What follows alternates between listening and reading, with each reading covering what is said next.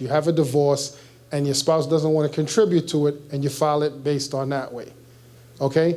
Or you could file it because it would be a hardship if you were to be deported from the United States. It would be an extreme hardship for you. So you establish why it would be an extreme hardship for you, and you file it based on the extreme hardship. Or you could file it based on the fact that you were abused by your spouse. So those are the grounds that you would file it under. Now understand now the dynamics have changed, because now USCIS used to just allow you to submit the document and the forms, and they would give you the 10-year green card. Now it's almost mandatory that you go for an interview.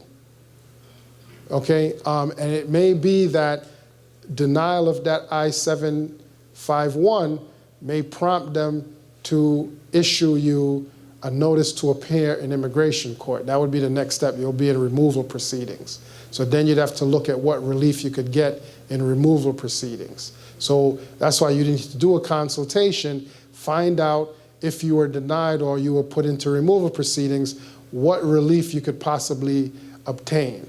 Okay, if your wife isn't willing to contribute to helping you, then you have to look at alternative means of doing so. And if you get a divorce and then you go to get married in immigration court, then they're going to do what we call a Stokes interview, where they separate the both of you and they ask you a bunch of questions, bring your wife in, ask her a bunch of questions, and if the answers are not consistent enough, they'll deny your I-130 for that reason. So it's pretty, treacherous territory. So you need to get good advice as to how you're going to proceed under today's immigration environment. Yes, ma'am. Okay, my question is, if someone comes from like the native land and they come to America, what I'm trying to say is that, okay, and they got arrested before they got married to a U.S. citizen, right? Because back then they used to arrest you like if you have a joint in your pocket or even theft. I'm just going through the thing, right? They get married now to a U.S. citizen, but they have a disposition. It was cleared, so they have a disposition. They file the papers and everything already, right? They have the I-94 that they usually give you when you enter. That means you're coming illegal, but you still overstay your time, right? They can either charge them with, as you said, the $1,000 for overstay. No, I didn't say that. No, you were saying something about if they overstayed, right? Yeah, I did say if they overstayed, but when I talked about the $1,000, that was dealing with the INA 245I. Okay. Where that I said expired in April 30th, 2001. Okay. Okay. Because I know one of my friends went through that and she paid $1,000 when she got married because she did not have the I-94. She couldn't show proof of that entering into the country, so they charged her for that. But she's good now. Well, if the application was filed, like I said, prior to April 30th, 2001, yeah. Okay, if the husband filed a petition for her prior to that date, then she would be filing under 245I. Yeah. And even though she came in without being inspected and admitted into the United States, because she's filing under that provision, she would pay the $1,000 penalty fee and she would be able to get her green card that way. I did describe to you an individual who filed the application. It was filed after the April 30th, 2001 date, so it doesn't fall under 245I of the Immigration and Nationality Act. Yeah, but okay? And yeah, it expired in April 30th of 2001. So because that person didn't file it under that section of the statute, and if they checked off on the box that they came in without being inspected, even though they're getting married to a U.S. citizen, they're not able to get their green card. Now, in terms of the crime that the person committed prior to the filing of the application for adjustment of status, it would depend on whether the person was convicted for the crime. They may have been arrested for the crime, but the crime may have been dismissed. Now, if you've committed a crime immigration will want you to go to that court, that criminal court where the proceedings took place, and get the disposition. Now, if the disposition says that it is sealed, then you have to go back and get the sealed portion of your criminal record, because immigration wants to see it. And if you do not do it, they're going to deny your application because you're trying to hide something. The reason for that is when you go to get the documents, statements are taken from the police officer, and maybe you admitted particular facts that then make you liable or guilty for a federal crime that may make you inadmissible, meaning that you could not get your green card because of that. Now, the other thing, you have to assess the crime to see if it's a crime involving moral turpitude. That means that you don't have good moral character. So if you're lacking good moral character, that's a reason to exclude you from entering into the United States. So it would depend on the type of crime and whether you either admitted facts that could show that you were guilty for some other crime, or the crime that you were convicted of. And it doesn't matter what, once you get a conviction, some crimes would require you to be in prison for X period of time, and others, it doesn't matter if you were convicted for that period of time. It depends on the type of crime that you were convicted for.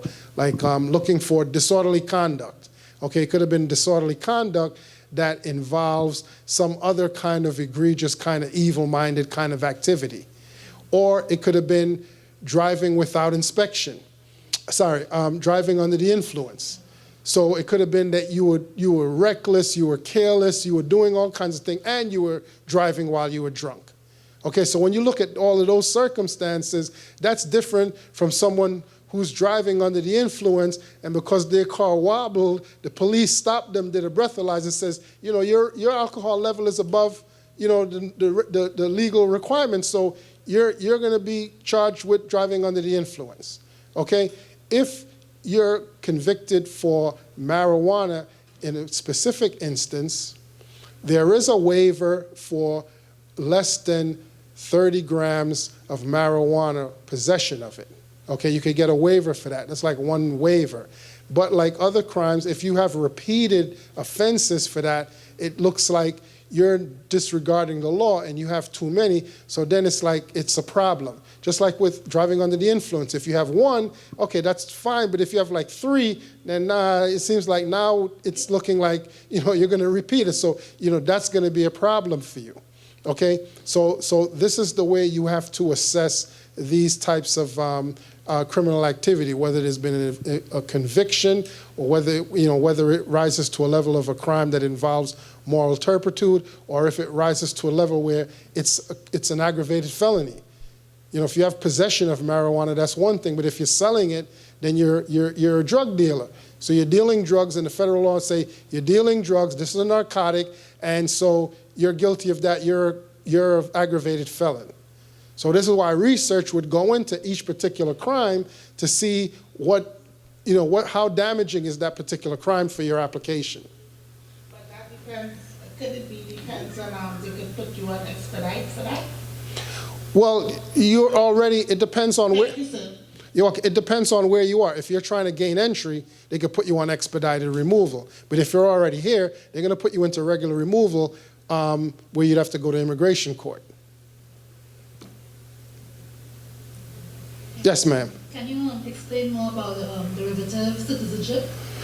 The derivative citizenship, basically, you have like 3 requirements.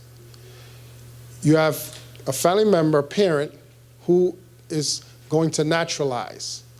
The child is a minor, has to be under 18. Because if a child is not, then if the child is a lawful permanent resident, then when they're 18, they could file their own application. But if they're less than 18, they cannot. So if the parent naturalizes and they're actually living with the parent, then when the parent naturalizes, they become U.S. citizens as well. At least one of their parents have to be living with them.